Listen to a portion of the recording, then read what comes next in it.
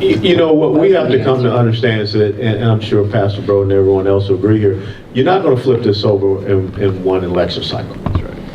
Where we are today has been the 60, 70, almost 80 years in the making. That's the whole point of this movie, is for you all to see this has been a long-term strategy, like Chairman Mao called the long, slow march. So you have to look at this from a system of incrementalism.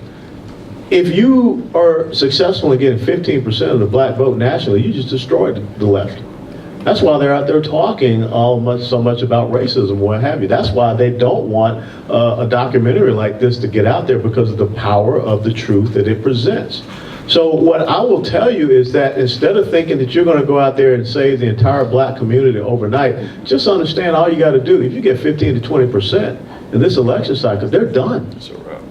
They're absolutely done. That's why they are running fearful right now, because you're starting to see that sea change. And talk about young people, you're starting to see that sea change with young people that say, I don't want to be economically enslaved.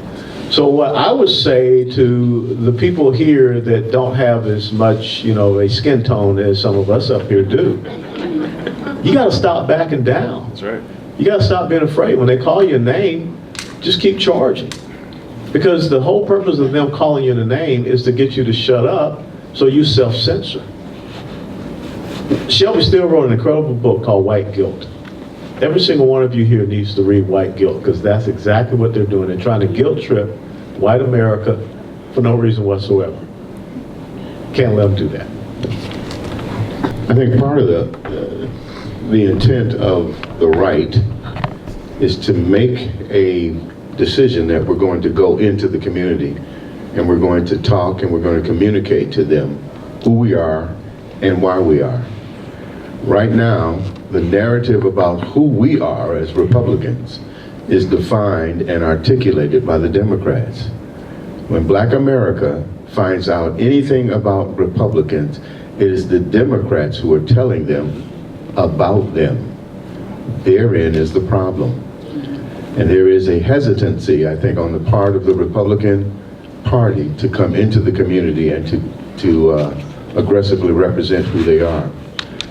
There is a... Not in Texas. There's a natural ally that exists within the community, the black conservative.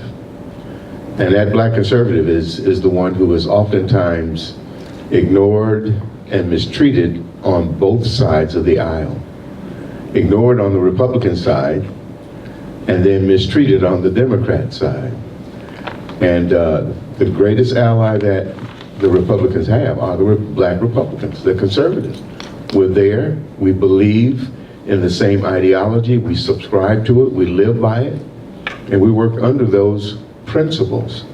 However, we don't get any support when we step out into the community. We get our heads chopped off when we go out there, because we're being resisted by the Democrats, and then the Republicans, they don't know how to handle us or what to say to us, or they think we're not real. And so there is a need, I think, for relationship building, first of all, with your natural ally that is in the community, the black conservative, who have ideas, who know how to talk to the community, how to maneuver within the community. And we got strategies and ideas that are being ignored. And quite frankly, it's a difficult thing to see. And I think it's going to be a challenge. It's going to be a challenge for the white community to trust black conservatives, to trust us, that we know what we're talking about, and that we can, in fact, engineer a strategy that will work. Oftentimes, and some of my friends up here will tell you, that we have people coming into the community knowing what to do for us, instead of consulting with us as to what we should do to win the community. In other words, the consultants already know the black. I'm white, but I know more about you as a black man than you know about yourself. That's what Joe Biden said. He said, if you don't vote for me, you're not black. What was he saying to black people?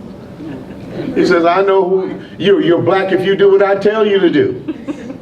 And quite frankly, some of that attitude exists within the Republican Party as well. And particularly among those who are the consultants, who tell politicians don't go in there because they, meaning that they're going to tell them what black people are like, and they miss out on recruiting and developing a support system that is already there. That's right.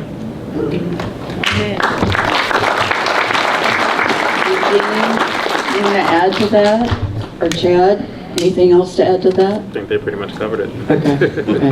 Okay. Can I say, Yeah. I would like to say one thing just from an outside perspective, just kind of seeing this movement, and it kind of circles back to your first question of how weird it was for two white guys to kind of make this film. And this was actually a conversation that we had with Larry very early on. And he proposed this idea that it really made me think a lot when he said, do you think that actually being white was an advantage because you were able to look at it from an exterior perspective and not be caught up in it? And the one thing that I see about how successful the left is and liberals are is because no matter what, they're with each other. I saw a side-by-side tweet of Sean King talking about how Kamala Harris and Joe Biden would be the last people that he would ever support. And then as soon as they were on the nomination, he said, I stand behind these people or whatever. And I think that the one thing that if I were to add a critique to the black conservative movement is that there are these small pockets that haven't yet been able to get behind each other in a unified front. And I think becoming a unified front would pretty much mean the end of the opposition. It's that 15% that you're talking about.